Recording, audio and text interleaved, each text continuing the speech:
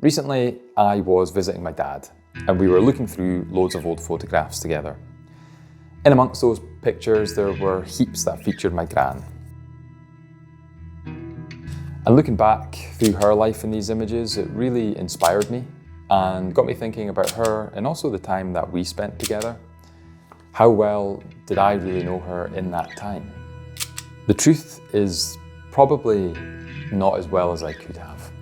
And that makes me conscious about how many other relationships we all might lose over the years with great people because we simply forget to take the time to appreciate them.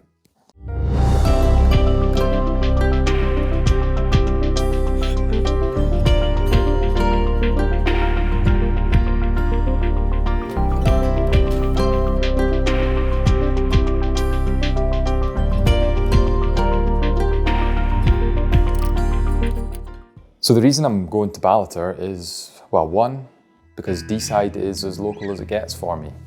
And in the shadow of every great adventure is the place that we live, which often gets forgotten about. And the second reason is because Ballater was one of my gran's favourite places. And so it felt appropriate to go back and visit it, reminisce and try and reconnect with her. But first, we join the walk from Gran Terrace a few minutes down the road from where I stay. It's 6 a.m. and I'm off to Ballater via the old railway line. Gran Terrace. The Deeside Way is a longer distance path running from Aberdeen to Ballater in the Cairngorms National Park, most famous for its Victorian heritage and links to Balmoral Castle. The route follows the line of the old Royal Deeside Railway from Aberdeen to Banchory, through woodland and farmland to Kincardine O'Neill, and then rejoins the old line from a point to Ballater. I'll be following the line up until I reach Banchory, where I'll then jump on a bus to Ballater, before ending the trip by climbing up Craigendarroch, or the Dumpling Hill as my gran used to call it. Along the way, there are many opportunities to see the remains of the old railway infrastructure, as well as stunning views over the River Dee with the Cairngorm Mountains as a backdrop.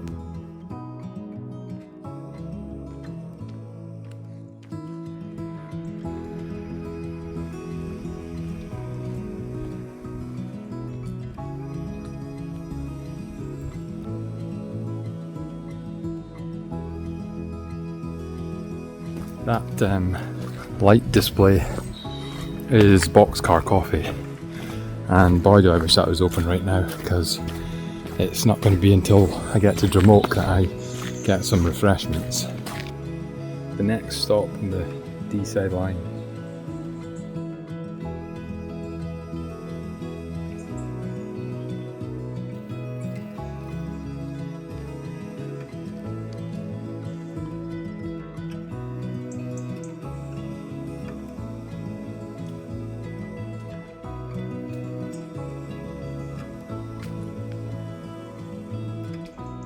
Deeside. Oh, it sounds like there's a unhappy dog in there.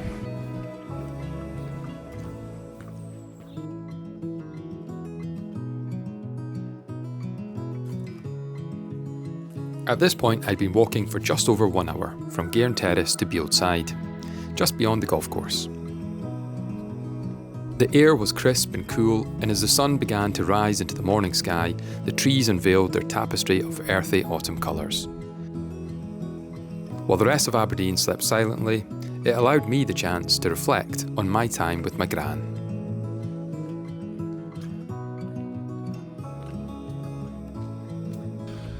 My memory isn't the best, but my gran would have been, I think, 106 this year. She was 94 when she passed away. My granddad was 72 when he passed away, so she was a widow for just over 20 years. But when I think back now, the funny thing I suppose is she never actually ever really felt like she was alone in those 20 years. The opposite, if anything. She used to get her hair done all the time. She had probably more friends than I do now. She used to go to the club every weekend She developed a love for whiskey and played in a darts team right up until her final few years, so she really was quite a remarkable person. She epitomised the never too old to start mentality or attitude. You know, she was going on abroad on holidays well into her late 80s, and she had this determination to just kind of live her life exactly how she wanted it. We wouldn't let anyone else, you know, tell her what she could or couldn't do. But the thing about that is, I only really see that now when I'm reflecting back. You know, back when I was a teenager, I was so disconnected with everything, really. Life was kind of just one gigantic blur. The reality of it is I stood side by side with such an amazing lady and never really knew it at the time.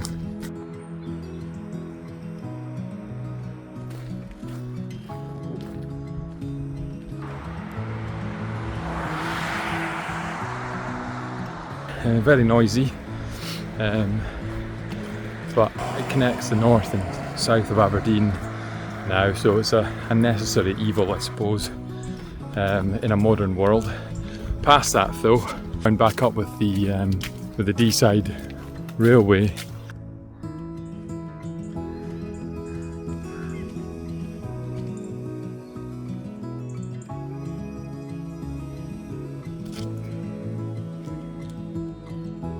Disaster. Did not know about this. Temporary diversion.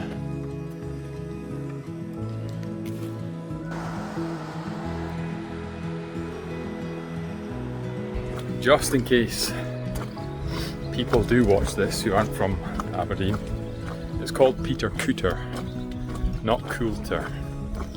Peter Cooter. I never made the rules. Last one in the of these signs, because after this it's just countryside.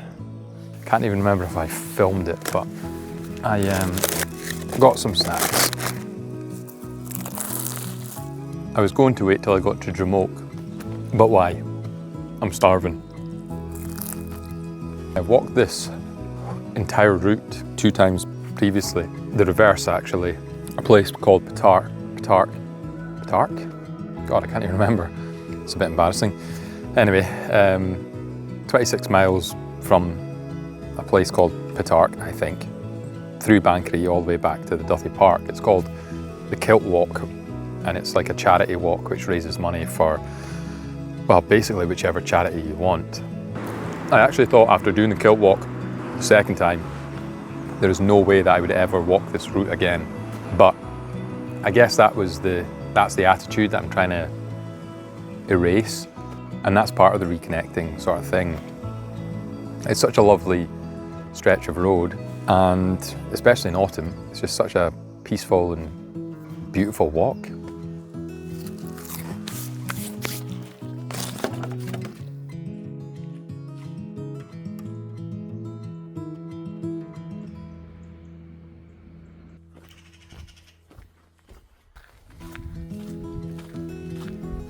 Beyond Peter Cooter, you leave the bustle of Aberdeen behind, and the rolling hills of Deeside in Aberdeenshire take centre stage.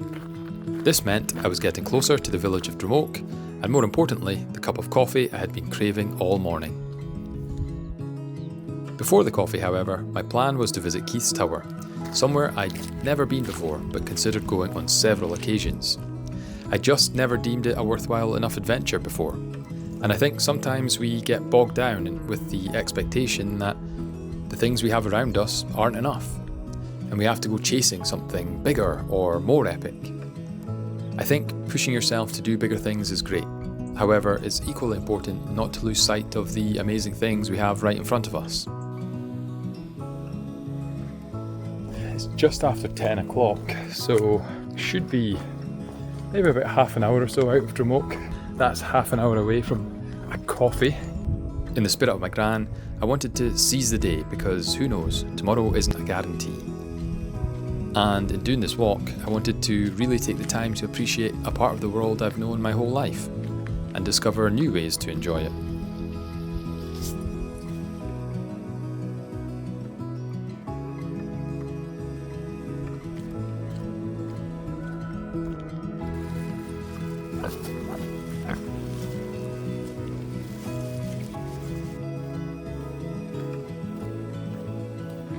Just behind me there is Glebe Park, which means I'm in Brimhoke.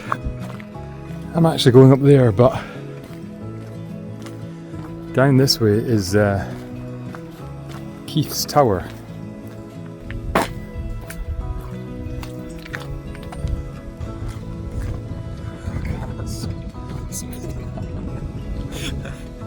Oh, I love this. I love this.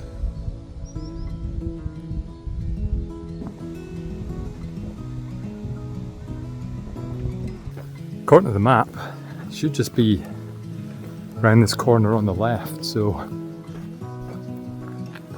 hopefully it's accessible. So I have no idea where Keith's Tower is. I really have no idea. Somewhere near here.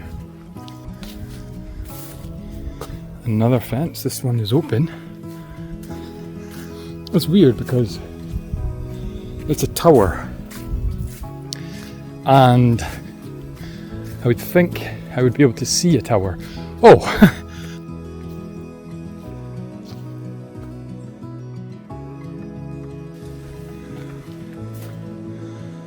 Ooh.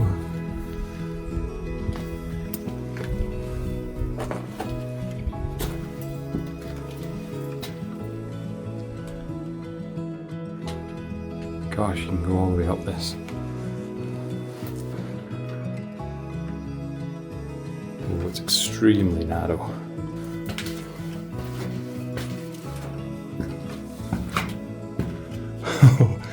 Maybe, oh my goodness.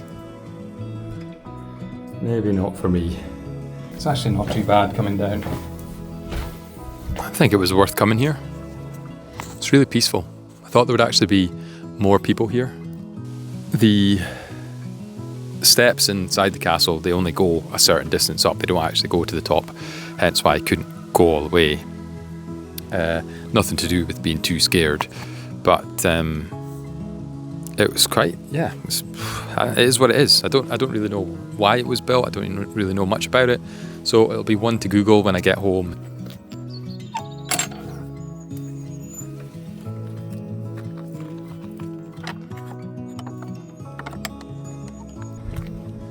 Back here, Glebe Park. We've walked 11 miles, 7 more to go until we hit Banchory. That's it, Brimhoke, just behind. Really small, so that's us been and done it already. The park shop is actually just a bit further up the road.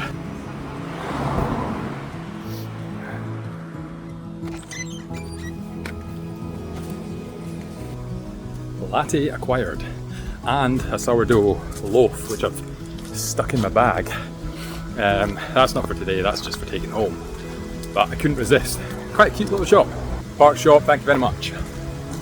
Deeside in autumn is just a level above.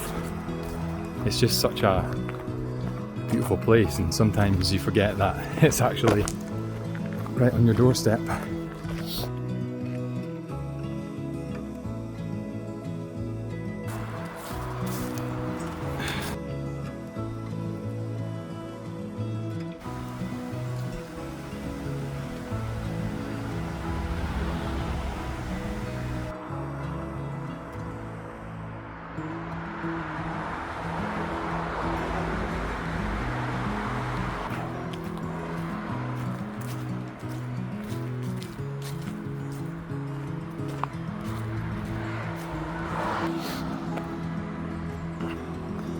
Three miles to go.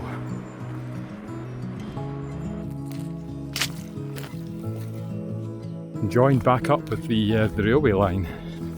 That's the old platform. I just walked along there, and that's where the Crathis sort of station house was, if you like. But there would have been a railway track here at one point, which, looking at it now, it's kind of impossible to believe.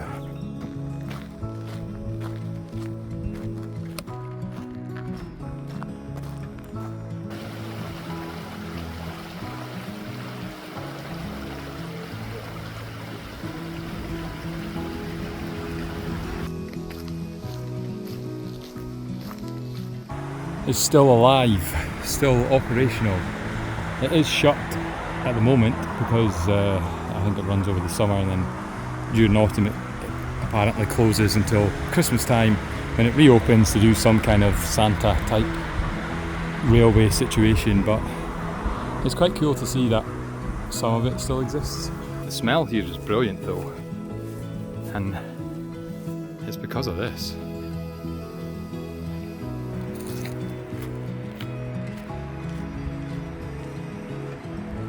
Who is worse?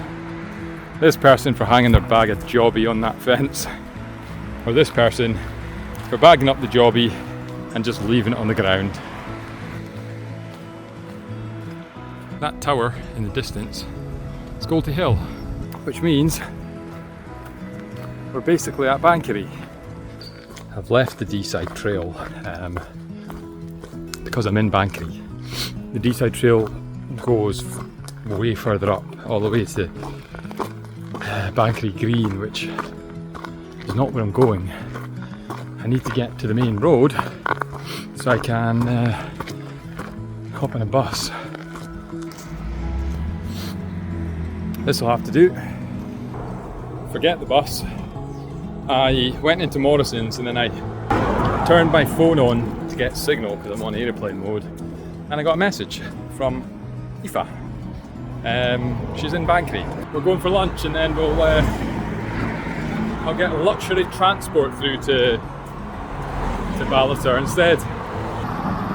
This is where we're going to go for lunch.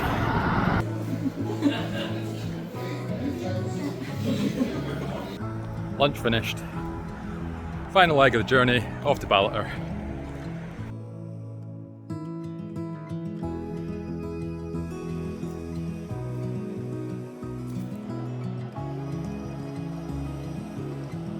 This caravan site is where we used to come with our gran and dad and sort of family holidays all the time. But back in the day, all of these used to be static caravans. Basically what happened was the Dee burst its banks, all the water came in, and all these caravans, including, well, it was my auntie's caravan, they all got washed away. Bit crazy. At the end of the day, for me anyway, adventure is less about what you do or where you go, and more about the spirit you have. Going on holiday when you're in your 80s, getting your hair done every week, playing darts, or a trip to Ballater to film a video. It doesn't have to be grand or cost loads of money, and the expectation fades away when you realise the only important thing is that you're doing something that you enjoy. For me, I want to live my life with the same undeniable spirit as my gran. This adventure and these silly videos, at least for now, are my whiskey and darts. This is Craigendarroch, which we refer to as the Dumpling Hill, mainly because the profile of the hill looks like a dumpling. Simple as that. And we used to come here all the time when we were sort of in our, well, from 10 to 15 years old. Now, I don't think you have to wake up at 5 AM and come to the Dumpling Hill to appreciate the simple things in life. The reason I wanted to come here is because it's the place that we scattered our gran's ashes, and it felt right to come back here and raise a glass of whiskey in her honour. I thought it would be a fitting toast to an incredible and beautiful soul. Hey, short and sweet. We've reached the top. Which is why it's so important to appreciate the people in our lives, and also the places and things that make us happy. Stay present in their lives, stay connected to them, and find the joy in the things we love doing.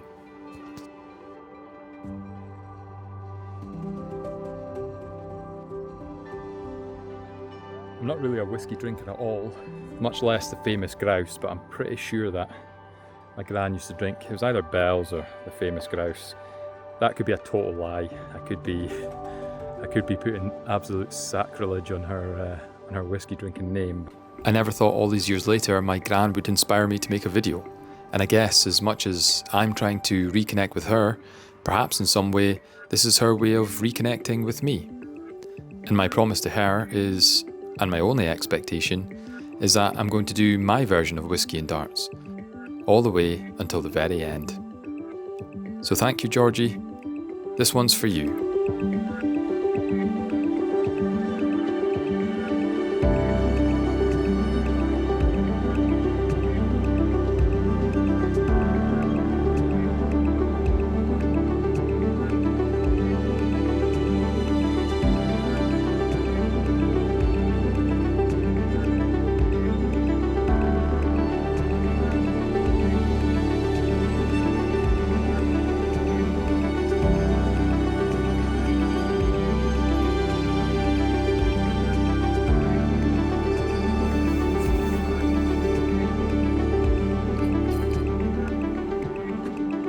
Cheers, Georgie.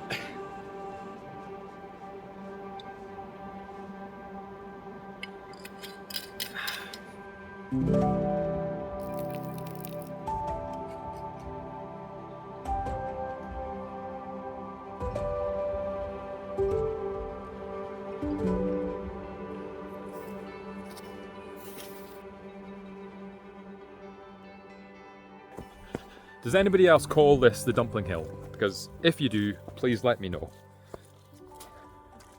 I'm interested in finding out if it's just a name that we made up or if it's just what everyone calls it.